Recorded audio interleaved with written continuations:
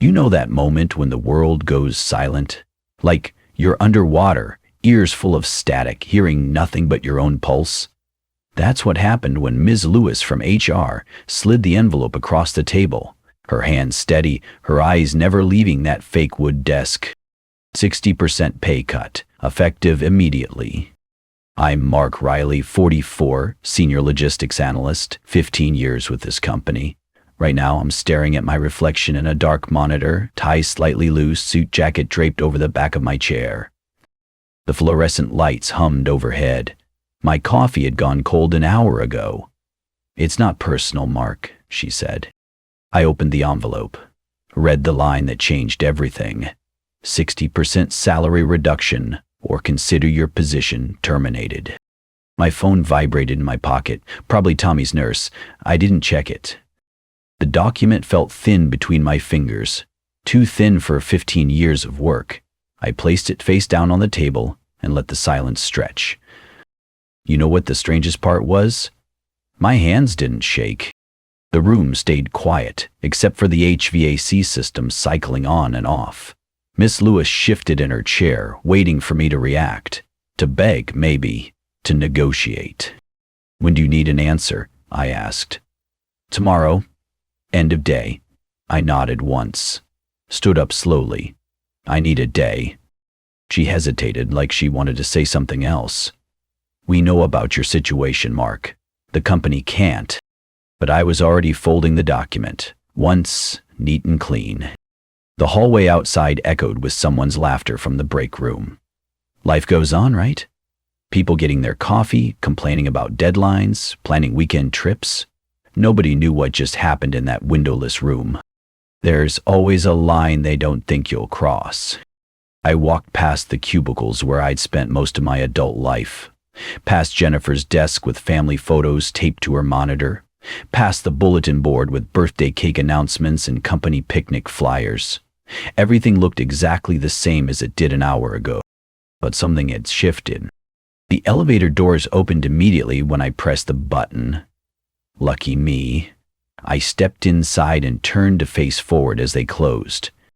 The document sat folded in my jacket pocket. My reflection stared back from the polished steel doors, unreadable, calm. What happens when a company decides you're disposable?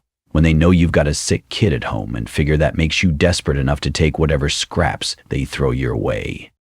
The elevator descended floor by floor, each number lighting up and going dark.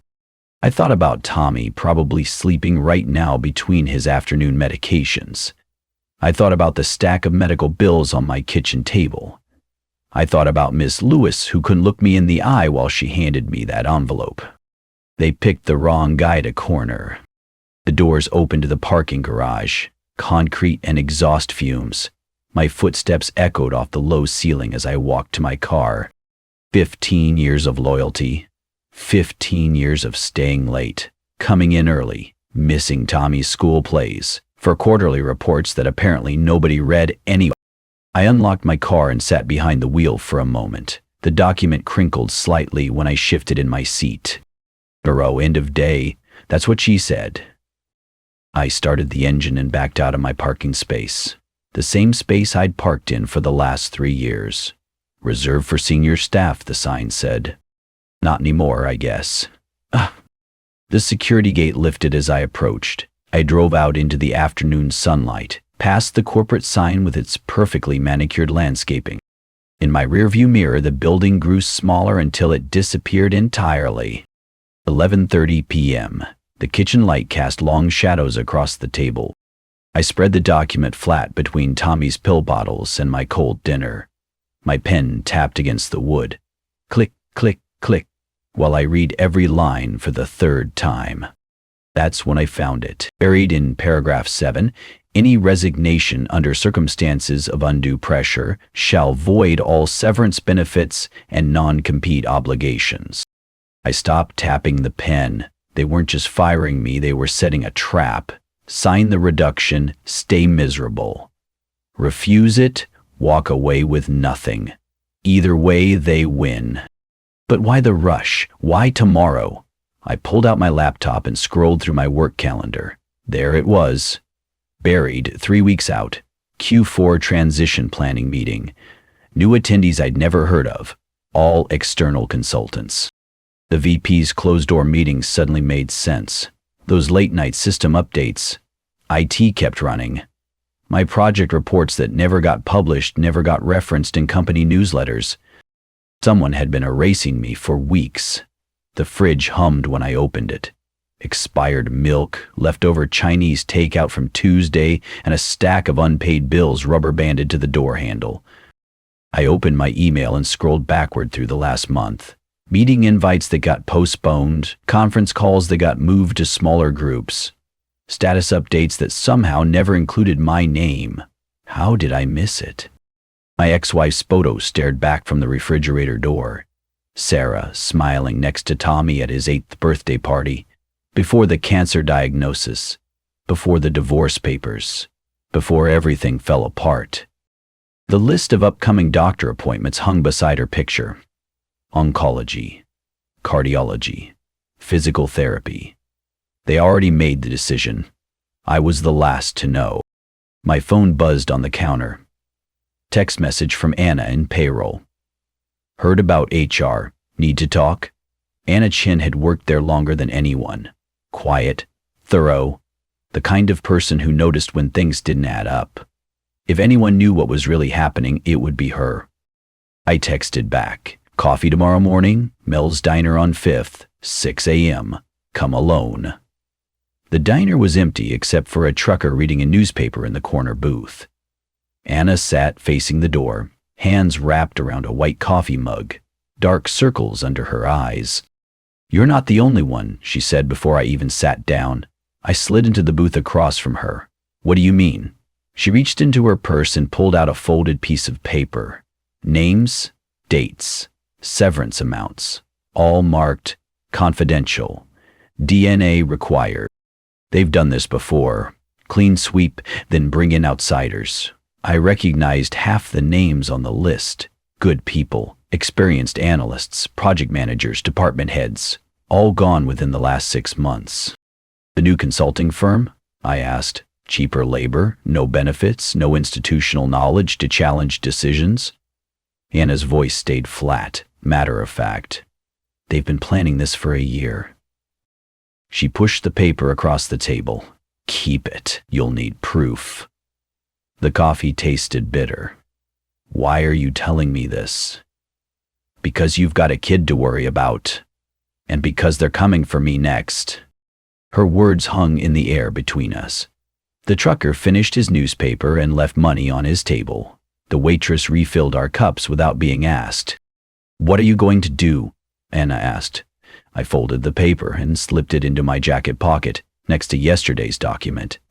I'm not sure yet. But that was a lie. Back home, I opened my laptop and pulled up the company directory. Harper Logistics, our biggest competitor. I'd run numbers against them for years, knew their weaknesses, their supply chain gaps. I also knew their strengths. I spent 2 hours building a spreadsheet. Shipping route inefficiencies, vendor kickbacks buried in quarterly reports, cost overruns that somehow never made it to the board meetings. Everything they thought they'd hidden. At 2 a.m. I composed an email to Harper's head of operations. No introduction, no explanation, just the spreadsheet and one line. I'll take a call, off record, tomorrow. My finger hovered over the send button. Once I hit send, there was no going back. No more playing by their rules, no more hoping loyalty would be rewarded. I clicked send. The email disappeared into cyberspace. Somewhere across town, Harper's servers would receive it, process it, deliver it to an inbox that could change everything. Tommy coughed in the next room. I walked to his doorway and watched him sleep, ivy pole standing guard beside his bed like a silent sentinel.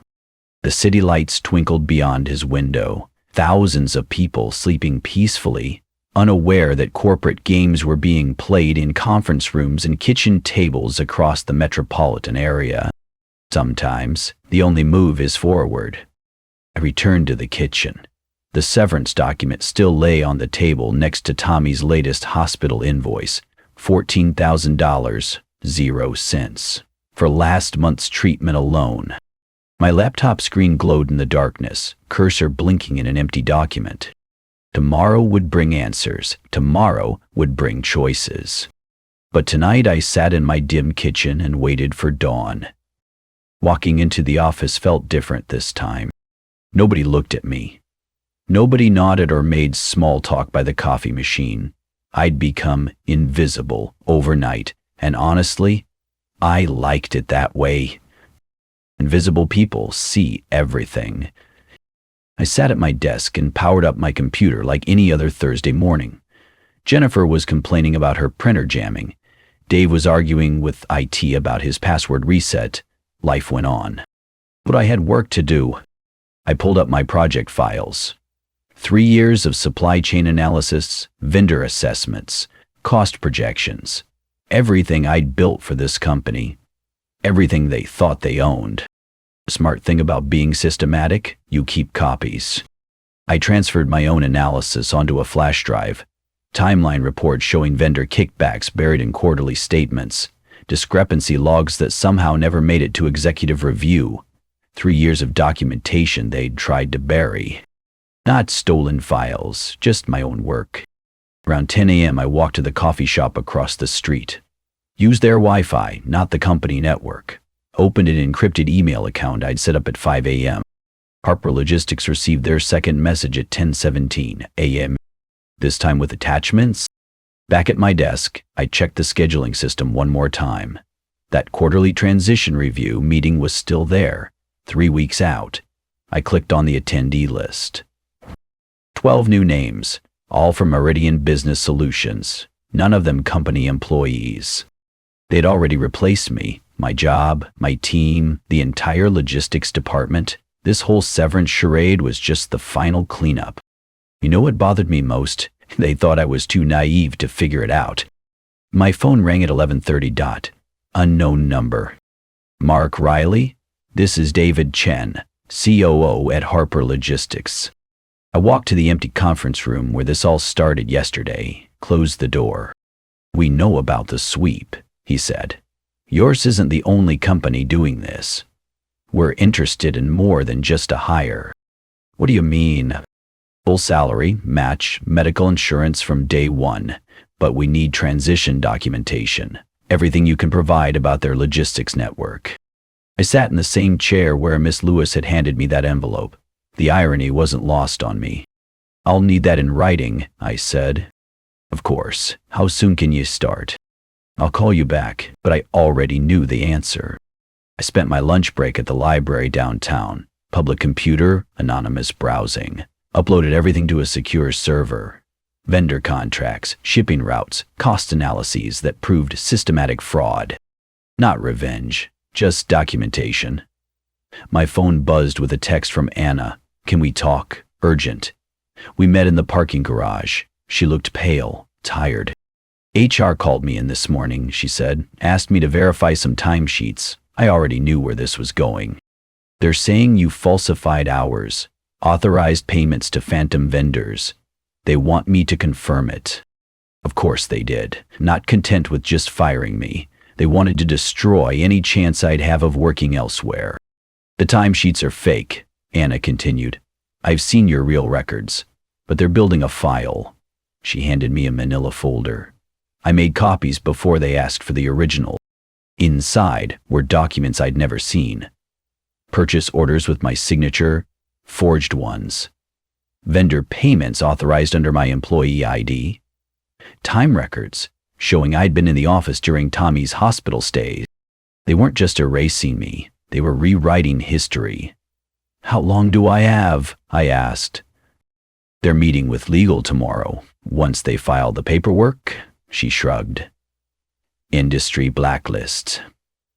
You'll never work logistics again. I closed the folder. Thanks, Anna. What are you going to do? What I should have done yesterday. Back at my desk, I composed one final email to Harper Logistics. Attached the forged documents, HR's instructions to Anna, and a single line. You'll need these if anyone asks, sent at 3:47 p.m. At 4:15, David Chen called back. Jesus, Mark. How deep does this go? Deeper than you think. We're expediting your onboarding. Can you start Monday? I'll be there. No negotiations, no counteroffers, just a clean handover. I spent the rest of the afternoon organizing my desk, personal items in a small box, photo of Tommy, a coffee mug he'd made in art therapy, the stress ball from my last performance review.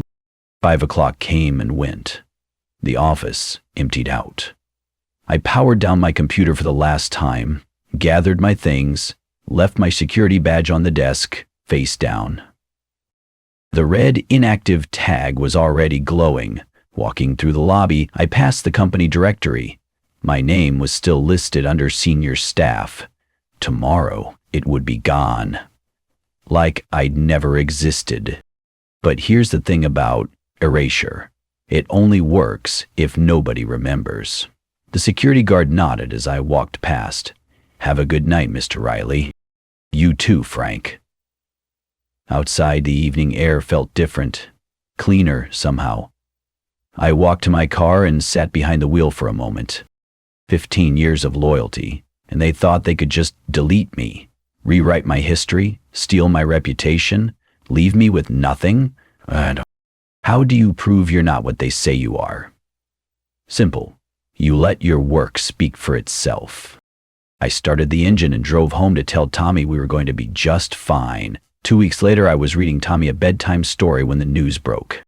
Local logistics firm under federal investigation for procurement fraud and HR violations, the anchor said.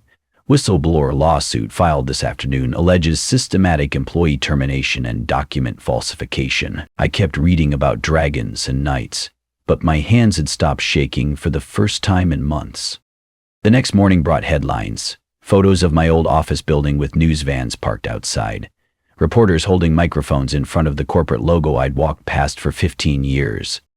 Several executives placed on leave pending investigation, the article read. HR violations, falsified employment records, and vendor kickback schemes dating back 3 years. I folded the newspaper and set it beside Tommy's breakfast. He was feeling better today, color in his cheeks, appetite returning.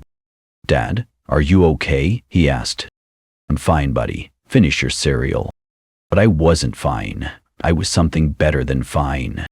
The letter arrived that afternoon. Harper Logistics letterhead, formal apology for the delay in my onboarding process. New benefits package attached. Medical, dental, vision, coverage effective immediately. Due to the ongoing legal complications with your former employer, it read, we've expedited your transition to ensure no gaps in your family's healthcare coverage. Tommy's next appointment was confirmed for Friday. Oncology follow-up, paid in full. My phone buzzed with a text from Anna. HR asked me for a statement about your misconduct. I forwarded your evidence instead. Haven't heard back. I typed back, thank you. They're cleaning house. Half the executives are gone. Miss Lewis, too. I stared at the message for a long moment. Miss Lewis, who couldn't look me in the eye when she handed me that envelope, who knew about Tommy's condition and still tried to corner me. Are you okay? I texted back. New job starts Monday. Turns out my references were better than I thought. That evening, I walked past my old office building on the way back from Tommy's physical therapy session. The lobby that used to buzz with activity stood empty. Security lights cast long shadows through the windows. No satisfaction, no sense of victory, just quiet relief, like a weight I'd been carrying for months had finally lifted. The parking garage was mostly empty. A few cars scattered across spaces that used to be filled by 6 a.m. every morning. My old reserve spot sat vacant. I thought about all those mornings rushing to beat traffic, staying late for meetings that apparently never mattered, all those reports that got buried, all those emails that went unanswered. They erased my name, but not my work. A figure stood by the main entrance, hunched against the evening drizzle. Miss Lewis, holding her phone to her ear, her voice carried across the empty plaza. Please, I just need to explain. The call ended. She tried another number. I kept walking, head down. She didn't notice me past 20 feet away. Her car was parked alone under a broken streetlight. Designer handbag clutched against her chest, rain soaking through her blazer. The same blazer she'd worn that morning in the conference room. I turned the corner and disappeared into the growing darkness. 2 blocks away, I stopped and looked back. The corporate sign that used to gleam with spotlights now flickered intermittently. Half the letters were dark, casting broken shadows across the empty sidewalk. Senior Logistics, S_Lutio_S. Even the sign couldn't keep itself together. At home, Tommy was doing homework at the kitchen table. Math problems, science worksheets, normal kid stuff. "How was therapy today?" I asked. "Good. Ms. Rodriguez says I'm getting stronger." I ruffled his hair. "That's great, buddy." The evening news played in the background. More coverage of the investigation. More executives being led away in handcuffs. The CEO's carefully built image crumbling under the weight of 3 years of buried fraud. I turned off the TV and helped Tommy with his algebra. Later that night, after he'd gone to bed, I sat at the same kitchen table where I'd first read that severance document. The bills were still there, but now they had dates circled in red. Payment schedules, not panic deadlines. My laptop showed 3 new emails: Harper Logistics orientation materials, team introductions, project assignments that actually mattered. I closed the laptop and walked to Tommy's room.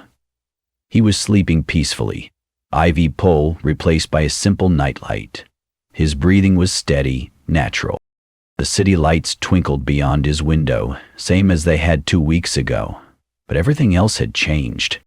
I'd spent 15 years building something for people who saw me as disposable. Now I had a chance to build something new.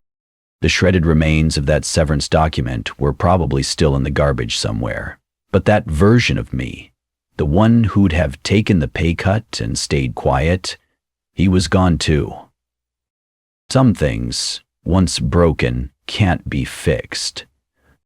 But sometimes that's exactly what you need. Saturday morning, sunlight streamed through the kitchen blinds, casting golden lines across the table where everything had started 3 weeks ago. I sat in the same chair, but nothing else was the same. The severance document lay in front of me, still folded once, neat and clean, exactly as I'd left it that first night. The paper had yellowed slightly at the edges. 60% salary reduction, or consider your position terminated.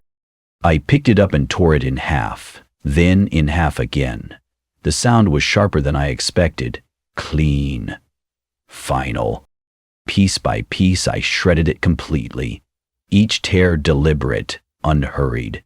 The paper fell into small fragments on the table. My new bank statement sat beside the pile of scraps. Direct deposit, steady and reliable, more than I'd made in 15 years of loyalty. The insurance card felt solid between my fingers. Tommy's name printed in neat block letters, coverage effective immediately. I slipped it into my wallet, hands steady for the first time in months. My phone buzzed against the counter. Appointment reminder. Tommy's checkup, 2:00 p.m. today. I swept the paper fragments into my palm and walked to the trash bin. They fell with barely a whisper, settling among coffee grounds and yesterday's newspaper. The kitchen counter gleamed in the morning light, clean, organized, ready for whatever came next. Tommy's voice drifted from the living room. He was watching cartoons, laughing at something on screen. Normal Saturday morning sounds. I poured the rest of my coffee down the sink and rinsed the mug, placed it in the dishwasher beside Tommy's cereal bowl. The appointment reminder buzzed again. I pocketed my phone and keys, checked my wallet one more time. Insurance card secure in its slot. "Tommy, get your shoes on," I called. "We need to leave in 10 minutes. "Okay, Dad." I switched off the kitchen light and walked toward the front door. The house felt different now. Lighter somehow, like rooms that had been holding their breath could finally exhale.